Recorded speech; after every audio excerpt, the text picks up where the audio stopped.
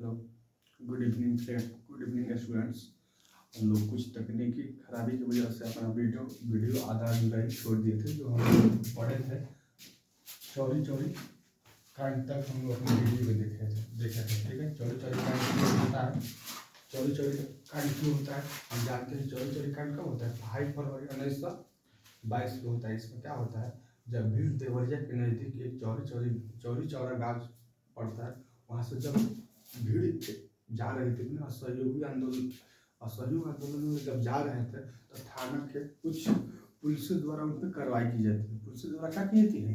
कार्रवाई की जाती है। पुलिस द्वारा जब उन पर कार्रवाई की जाती है तो ये जो असहयोग आंदोलन वाले होते हैं वो क्या करते हैं, उन पर भी कार्रवाई करने के लिए दौड़ते हैं। जब तक वो उनके ऊपर कार्रवाई करने के लिए दौड़ते हैं तो उन क्या करते हैं, थाना में घुस जाते हैं।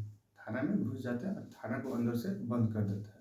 अब थाना को अंदर से बंद कर देते हैं तो जो भी असहयोगी थे, असहयोग आंदोलन में शामिल थे, वो बेकाबू हो जाते हैं। क्या हो जाते हैं? बेकाबू। अपने गुस्सा को कंट्रोल नहीं कर पाते हैं और क्या करते हैं, थाना को फूंक देते हैं। थाना को क्या करते हैं? फूंक देते हैं, जिसमें एक थानेदार और 21 पुलिस का मौत हो जाता है। 21 पुलिस वाले को क्या होता है? मौत हो जाता है।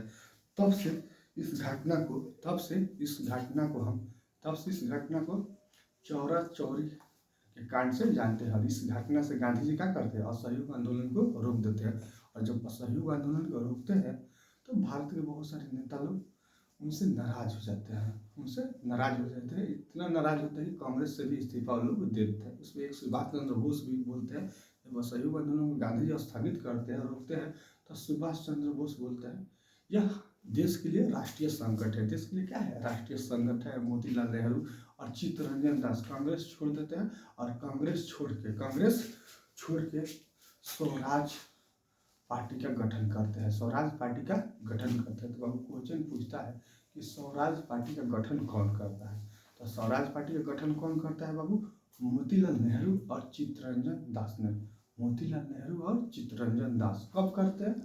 जब असहयोग आंदोलन गांधी जी रोक देते हैं तो उन लोग कांग्रेस से इस्तीफा दे देते हैं और कांग्रेस इस्तीफा देके स्वराज पार्टी का गठन करते हैं। ठीक है, कब करते हैं? 1923 में। कब करते हैं? 1923 में करते हैं। ठीक है बाबू, 1923 में करते हैं। इसका पहला अध्यक्ष भी चित्तरंजन दास ही बनते हैं और इसका पहला जो सम्मेलन होता है इलाहाबाद में होता है। बार बार क्वेश्चन पूछता है कि स्वराज पार्टी का गठन किसने किया? चित्तरंजन दास, मोतीलाल नेहरू ने। इसका पहला सम्मेलन कहाँ पे हुआ था? इलाहाबाद में हुआ था। चलिए आगे हम लोग जानते हैं। और हम जानते हैं बाबू, ये आप लोग उतार लिए होंगे, हम इसको इरेज करते हैं क्योंकि ये सारे वीडियो हम लोग पिछले ही वीडियो में पढ़ लिए थे। कुछ तकनीकी खराबी कारण हमको रोकना पड़ा। तो आप लोग देख लीजिए, स्क्रीनशॉट कर लीजिए, चाहे स्टॉप करके इसको लिख सकते हैं। अब हम इसको इरेज कर रहे हैं, आगे की पढ़ाई पढ़ा रहे हैं।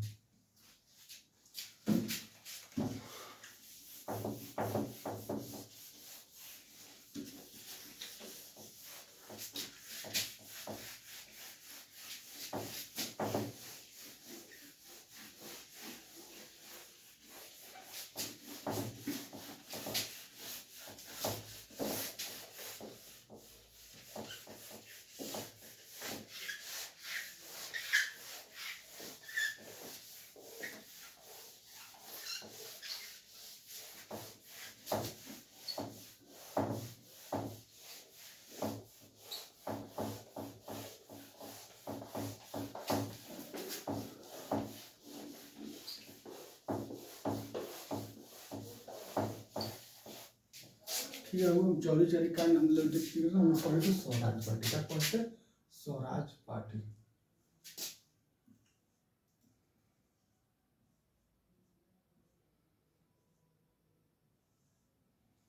बड़ा स्वराज पार्टी। तो अब स्वराज पार्टी का जो गठन होता है, स्वराज पार्टी का गठन कौन लोग करते हैं? चित्तरंजन दास,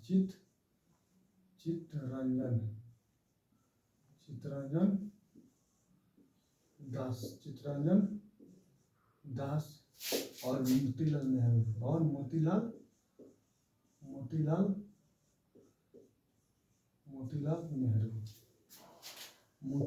नेहरू कब करते हैं बाबू? 1923 में। कब करते हैं? 1923 में। ठीक है, वह स्वराज पार्टी का गठन का एक उद्देश्य था। क्वेश्चन पूछ देगा कि स्वराज पार्टी के गठन का क्या उद्देश्य था, तो बाबू स्वराज पार्टी के गठन का एक ही उद्देश्य था, चुनाव लड़ना। क्या? चुनाव लड़ना। क्योंकि हम जानते हैं कि 1919 का जो अधिनियम था उसमें भारतीय लोगों का चुनाव लड़ने का भी अधिकार मिल गया था। 1919 का जो शासन अधिनियम अंग्रेजों का आया था उसमें कह दिया गया था कि भारतीय भी अब चुनाव लड़ सकते हैं। तो कहीं ना कहीं स्वराज पार्टी का यही उद्देश्य था कि क्या किया जाए, चुनाव को लड़ा जाए। तो चुनाव लड़ने के उद्देश्य से ही क्या होता है, स्वराज पार्टी का गठन होता है। तो कोई पूछ देगा क्वेश्चन, एग्जाम में पूछेगा कि स्वराज पार्टी का क्या उद्देश्य था, तो स्वराज पार्टी का उद्देश्य था भारतीय लोगों का चुनाव लड़ना। तो चुनाव लड़ने के उद्देश्य से ही स्वराज पार्टी का गठन होता है, जो कौन करते हैं, मोतीलाल नेहरू और चित्तरंजन दास करते हैं। स्वराज पार्टी का अध्यक्ष जो बनते हैं चित्तरंजन दास बनते हैं। इसका पहला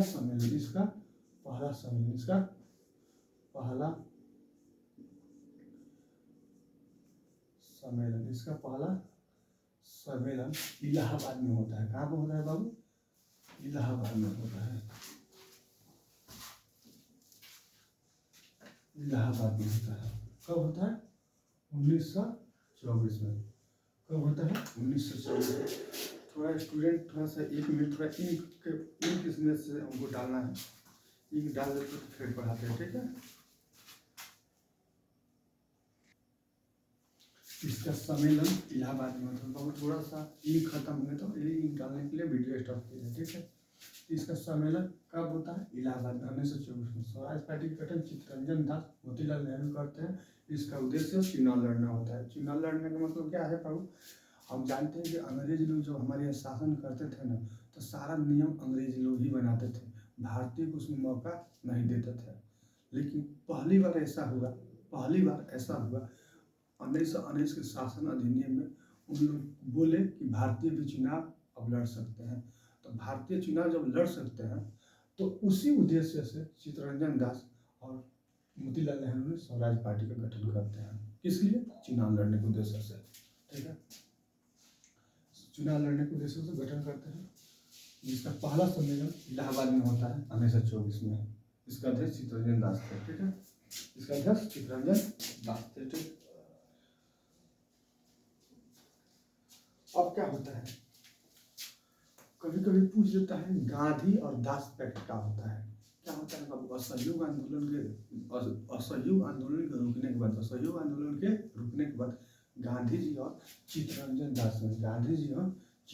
दास में मतभेद हो गया था। क्या हो गया था? मतभेद। क्यों?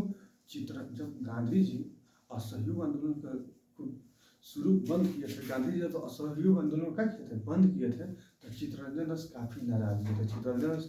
काफी नाराज हो गए थे, ठीक है। तब फिर उन लोगों में शांति के वार्ता हुआ, शांति के बात चली, जिसे कहते हैं गांधी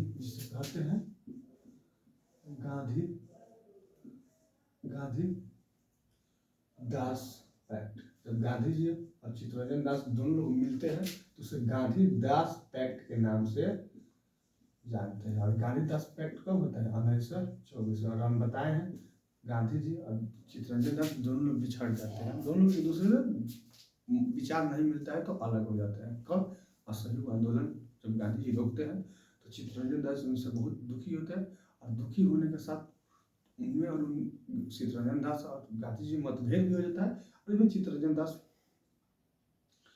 कांग्रेस से इस्तीफा देते हैं। कांग्रेस से भी क्या देते हैं? इस्तीफा दे देते हैं। लेकिन कुछ दिन बाद ही उन लोगों में फिर से दोस्ती होता है, जिससे गांधी दास पैक्ट के नाम से जानते हैं।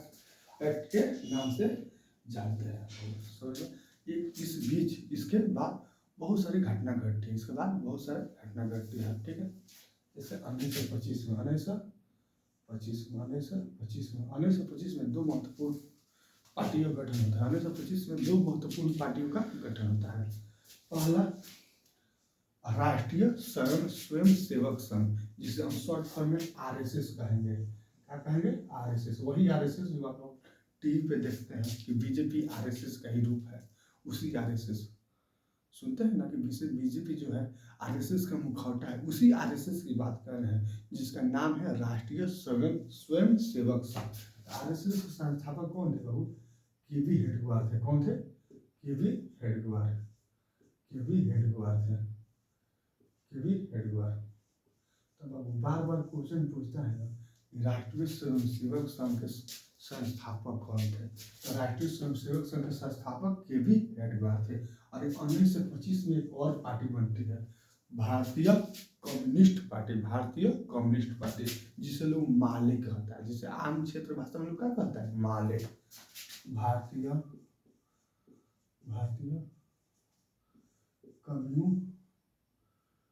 Communist party. Communist party.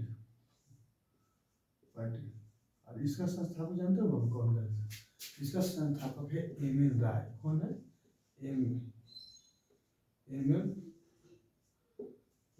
राय। ठीक है, इसके संस्थापक कौन है? एम.एन. राय। इनके संस्थापक कौन है? एम.एन. राय है। कौन है बाबू?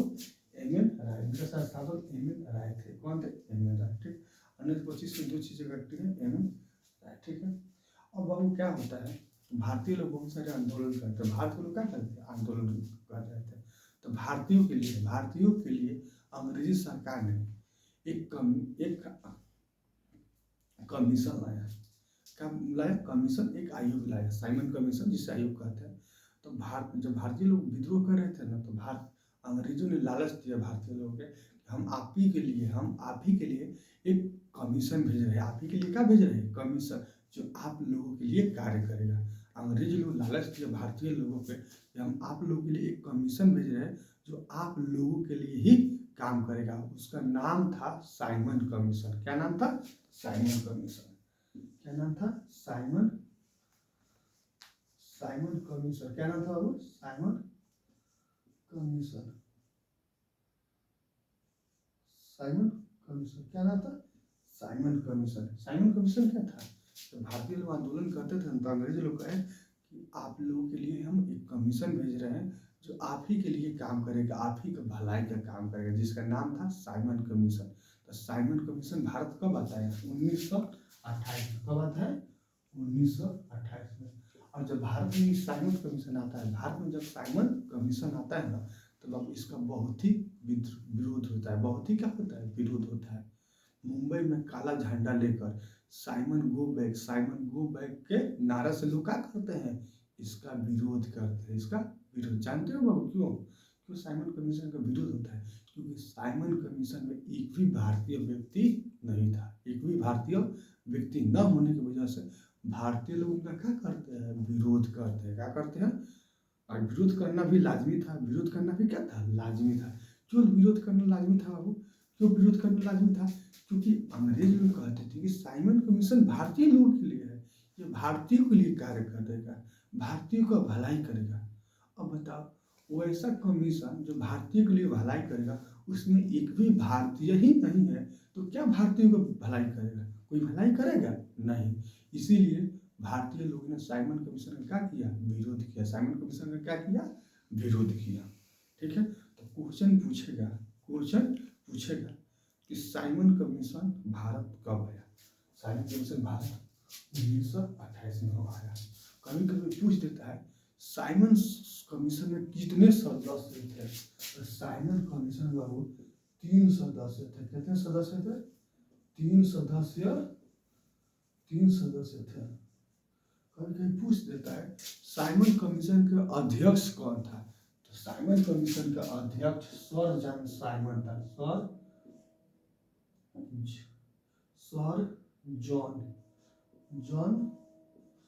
जॉन साइमन था। कौन था? सर जॉन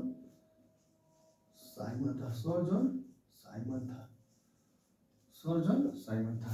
कभी कभी पूछता है कि साइमन कमीशन का विरोध क्यों हुआ था? तो साइमन कमीशन का विरोध क्यों हुआ था? इसमें एक भी भारतीय नहीं थे। इसमें साइमन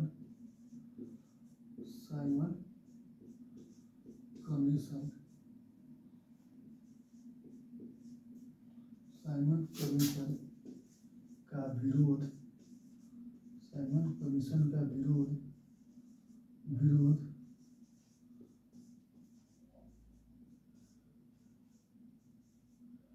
इसीलिए हुआ, साइमन कमीशन का विरोध इसीलिए हुआ क्योंकि इसमें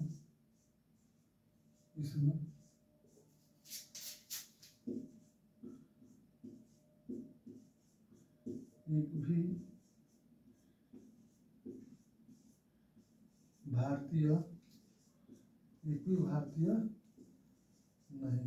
भारतीय नहीं थे। ठीक है, इसका विरोध कैसे होता है? इसका विरोध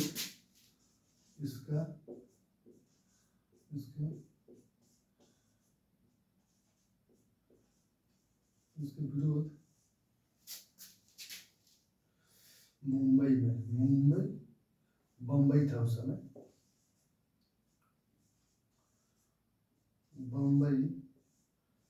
बम्बई में काला झंडा दिखाकर काला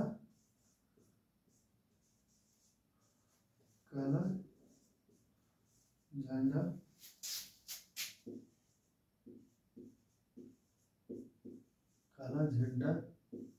दिखाकर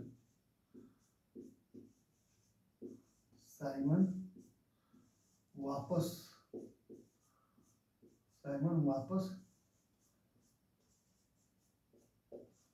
जाओ के नारे के साथ इसका विरोध होता है। इसका विरोध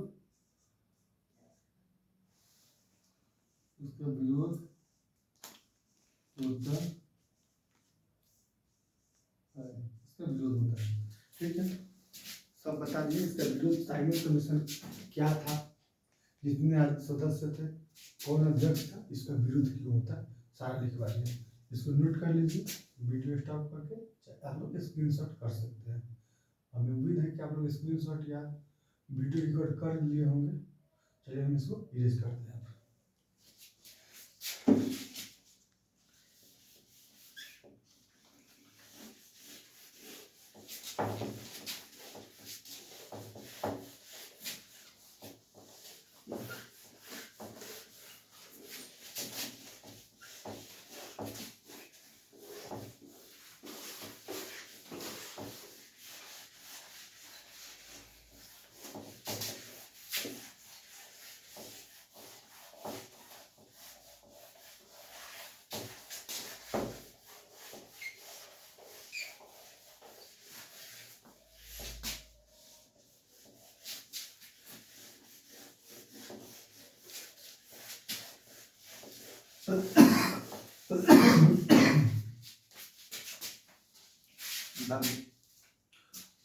हम लोग पढ़े कि साइमन कमीशन का विरोध कब होता है। साइमन कमीशन का विरोध क्यों होता है? क्योंकि साइमन कमीशन में एक भी भारतीय नहीं थे, इसीलिए साइमन कमीशन का विरोध होता है काला झंडा दिखाकर और साइमन वापस जाओ के नारे के साथ। बाबू विरोध कौन कर रहा था? लाला लाजपत राय कर रहे थे। कौन करता है? लाला लाजपत राय।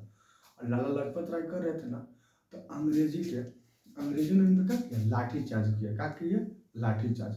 और लाठीचार्ज किया ना बाबू, तो लाला लाजपत राय की मृत्यु हो जाता है। लाला लाजपत राय की क्या हो जाता है? मृत्यु।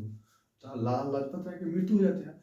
और जब लाला लाजपत राय की मृत्यु होता है, तो जो भी भारतीय क्रांतिकारी थे पूरा आक्रोश में आ गए थे। वो आ गए थे, किसमें आ गए थे?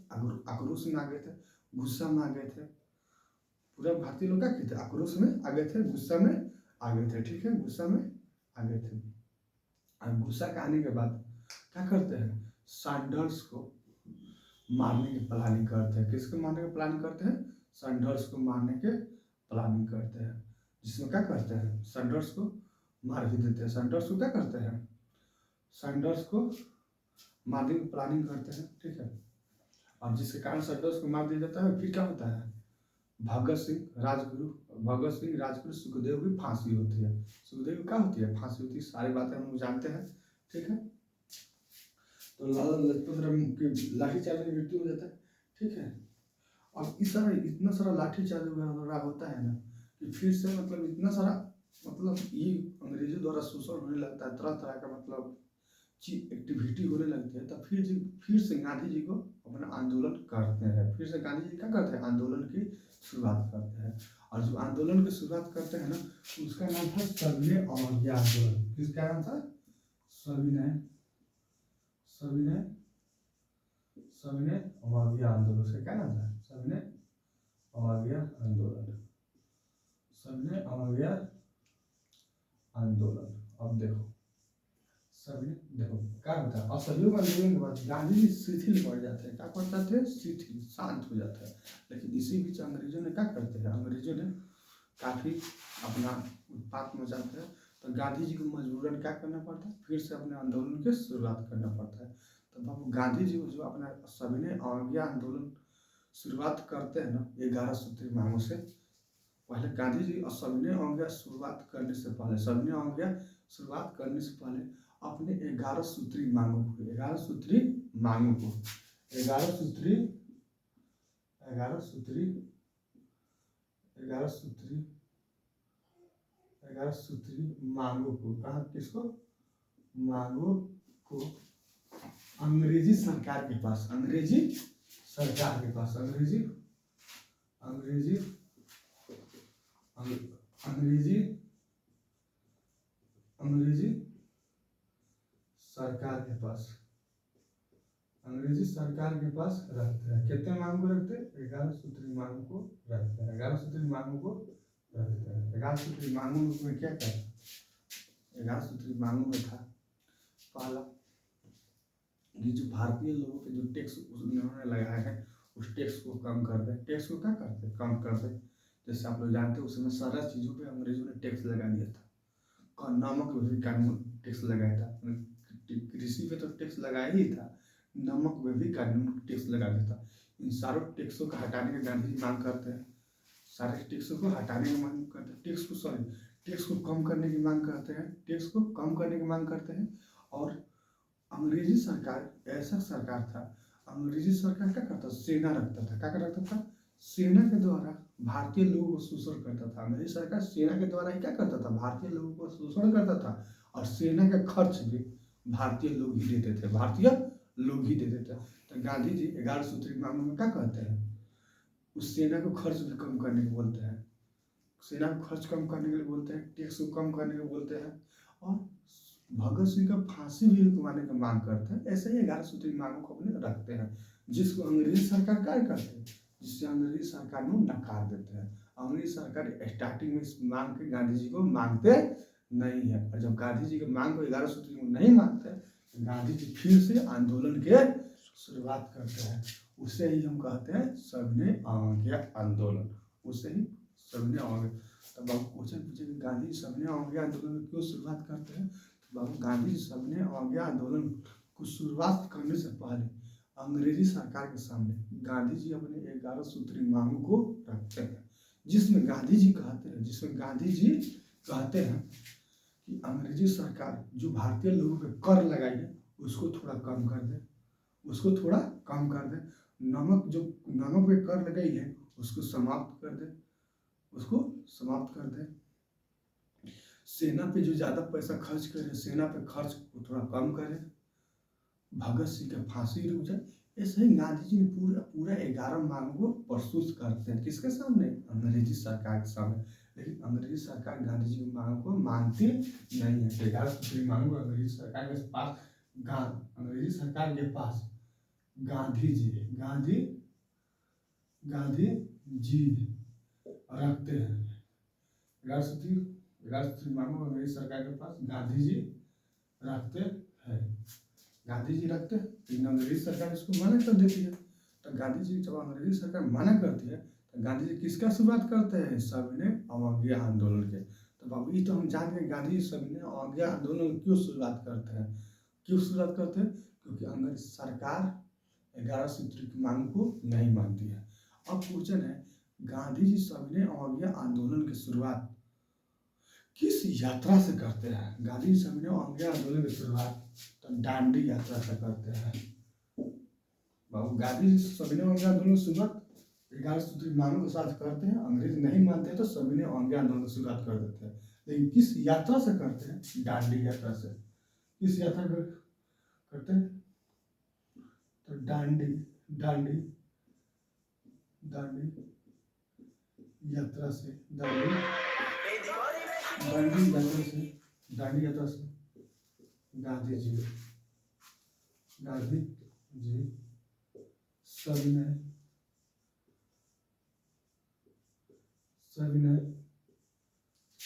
अवज्ञा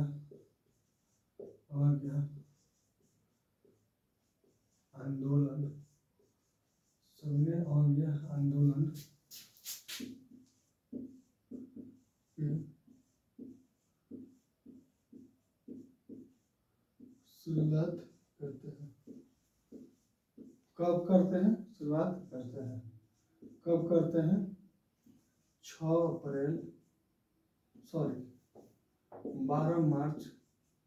12 मार्च 1930 को, 12 मार्च 1930 को, 12 मार्च 1930 को दांडी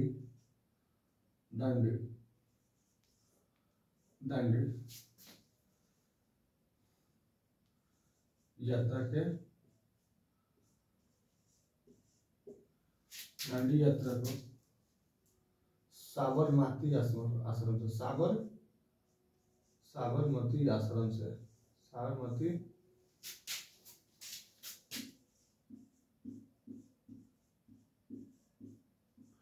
आश्रम से शुरू करते हैं।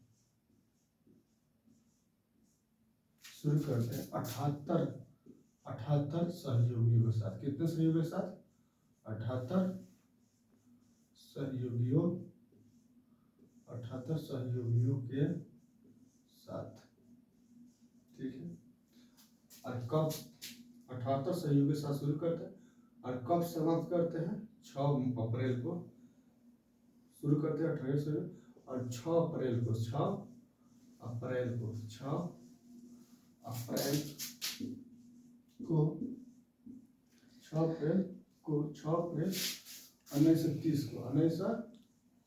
1930 को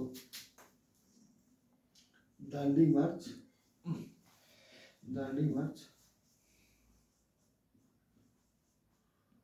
दांडी यात्रा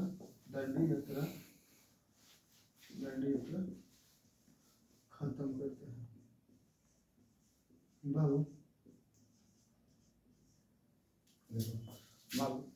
क्वेश्चन है, गांधी जी सविनय अवज्ञा आंदोलन क्यों शुरुआत करते हैं? गांधी जी सविनय अवज्ञा आंदोलन क्यों शुरुआत करते हैं?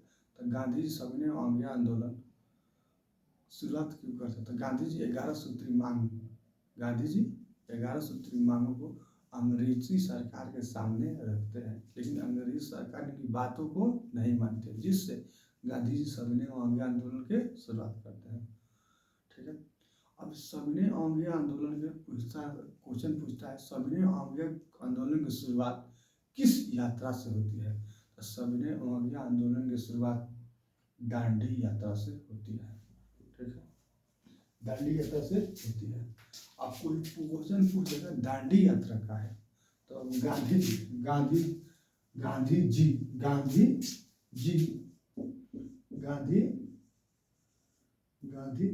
जी कोई पूछेगा क्वेश्चन दांडी यात्रा का है, तो गांधी जी 12 मार्च 1930 दांडी यात्रा के साबरमती आश्रम से शुरू करते हैं। कितने सहयोगी के साथ? 78 सहयोगी के साथ शुरू करते हैं 12 मार्च 1930 को, और 6 अप्रैल 1930 को दांडी यात्रा को खत्म करते हैं। कैसे खत्म करते हैं? समुद्र के पानी से नमक बनाकर इसको क्या करते हैं? खत्म कर देते हैं। ठीक है। तो कभी कभी क्वेश्चन पूछ रहता है दांडी यात्रा का क्या उद्देश्य था? तो दांडी यात्रा का क्या उद्देश्य था? दांडी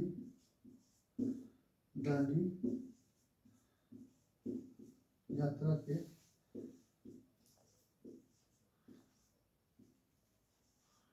उद्देश्य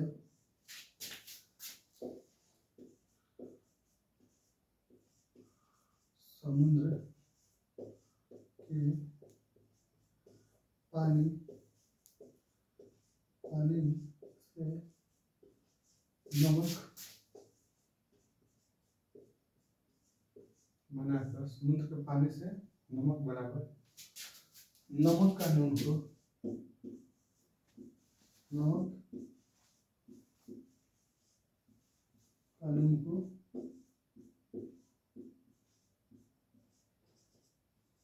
तोड़ना था, नमक कानून को तोड़ना था।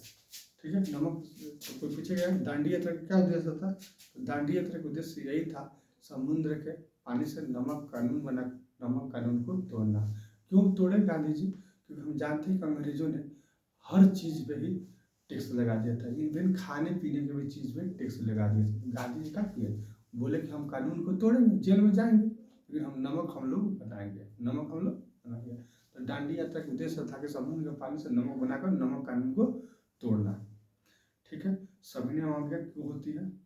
सविनय अवज्ञा, गांधी जी अपने 11 सूत्री की मांग को अंग्रेजों के पास रखते हैं, अंग्रेज नहीं मानते हैं, तो सविनय अवज्ञा के आंदोलन की शुरुआत करते हैं। सविनय अवज्ञा आंदोलन की शुरुआत करते हैं। सविनय अवज्ञा आंदोलन की शुरुआत गांधी जी किस यात्रा से करते हैं? दांडी यात्रा से करते हैं। दांडी यात्रा क्या है? दांडी यात्रा क्या है? तो लिखना है, गांधी जी अपने 78 सहयोगी के साथ 78 सहयोगी के साथ अहमदाबाद के साबरमती आश्रम से, कभी कभी क्वेश्चन ऐसे डायरेक्ट पूछ दिया जाता है, साबरमती आश्रम कहाँ है? तो आंसर होगा अहमदाबाद। तो गांधी जी अपने 78 अनुयायियों के साथ 12 मार्च 1930 को साबरमती आश्रम से अपनी यात्रा को शुरुआत करते हैं। और टोटल 278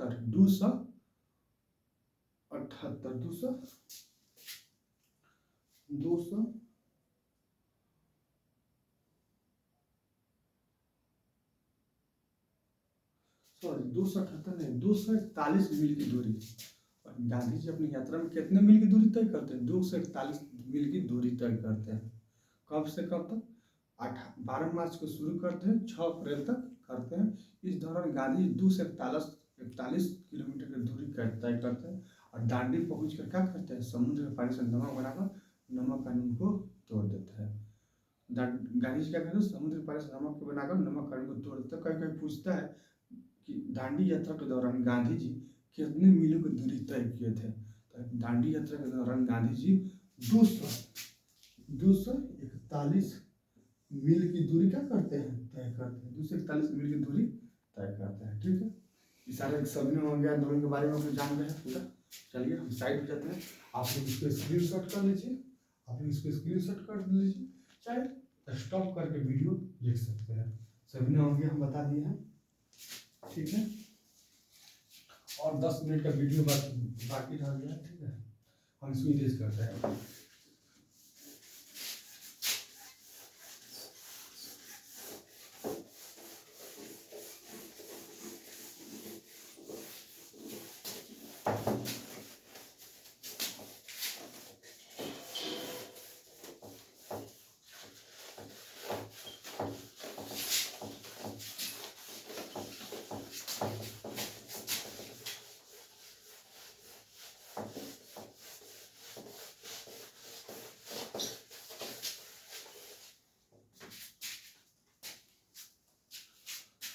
सविनय अवज्ञा आंदोलन के बाद सविनय अवज्ञा आंदोलन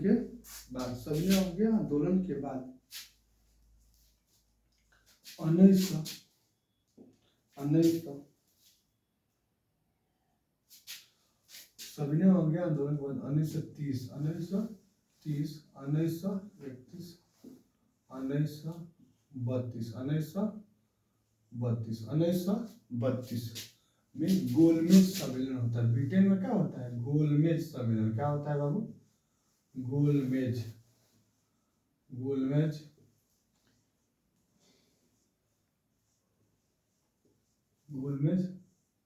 सम्मेलन होता है।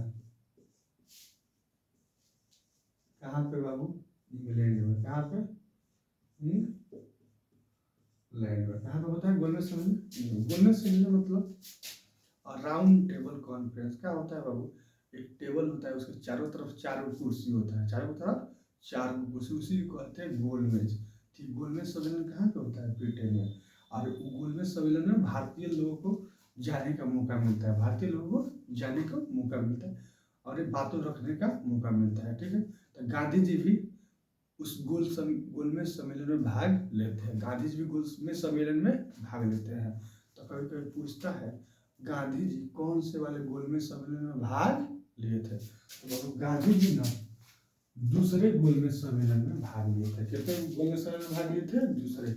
और कभी कभी पूछता है तीनों गोलमेज सम्मेलन में भाग कौन लिया था, तीनों गोलमेज सम्मेलन में भाग भीमराव अम्बेडकर लिए थे। क्या लिए थे, भीमराव अम्बेडकर। अब जानते हैं कि गोलमेज सम्मेलन राउंड टेबल कॉन्फ्रेंस मीटिंग होता है। राउंड टेबल कॉन्फ्रेंस क्या होता है, मीटिंग, और सब लोग अपने बातों को अंग्रेजों के सामने रखते हैं। ठीक है, तो गांधी जी 1931 में कौन से मांग को रखते हैं, गांधी जी अंग्रेजों के सामने अपनी 11 सूत्री की मांग को रखते हैं। 11 सूत्री की मांग को क्या करते हैं, रखते हैं, लेकिन अंग्रेजी सरकार मानती नहीं है, अंग्रेजी सरकार क्या करती है, मानती नहीं है। और जो सब भीमराव अम्बेडकर अपने कौन से मांग को रखते हैं, भीमराव अम्बेडकर अपने दलितों के लिए पृथक निर्वाचन की मांग करते हैं, दलितों के लिए पृथक निर्वाचन की मांग करते हैं। किसका मांग करते हैं, जो भीमराव अम्बेडकर थे ना, भीमराव अम्बेडकर जो थे, भीमराव अम्बेडकर जो थे वो गोलमेज सम्मेलन में इसलिए भाग लिए थे क्योंकि वो चाहते थे कि दलितों के लिए निर्वाचन क्षेत्र, तो बाबू दलितों के लिए निर्वाचन क्षेत्र क्या होता है, तो बाबू वैसा निर्वाचन क्षेत्र सिर्फ उसमें दलित ही दलित का चुनाव कर सकते थे।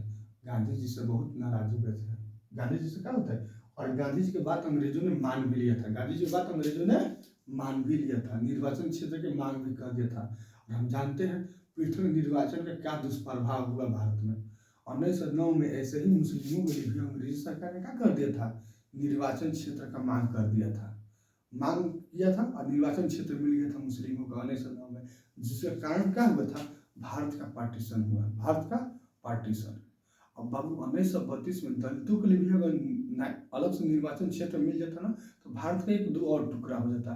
तो जैसे ही अंग्रेजी सरकार ने भीमराव अम्बेडकर को दलितों के निर्वाचन क्षेत्र को मांग देते हैं, मांग को पूरा करते हैं, गांधी जी नाराज हो जाते हैं। गांधी जी क्या होते हैं, नाराज, और गांधी जी आमरण अनशन कर देते हैं। गांधी जी क्या करते हैं, आमरण अनशन, भूख हड़ताल कर देते हैं। गांधी जी क्या करते हैं, भूख हड़ताल कर देते हैं, जिसके कारण भीमराव अम्बेडकर और गांधी जी में एक समझौता होता है जिसका नाम, जिसको पूना पैक्ट के नाम से जानते हैं। क्या जानते हैं, पूना, जिसको पूना पैक्ट के नाम से जानते हैं, पूना पैक्ट के नाम से, पूना पैक्ट के नाम से जानते हैं, जो कब होता है 1932 में।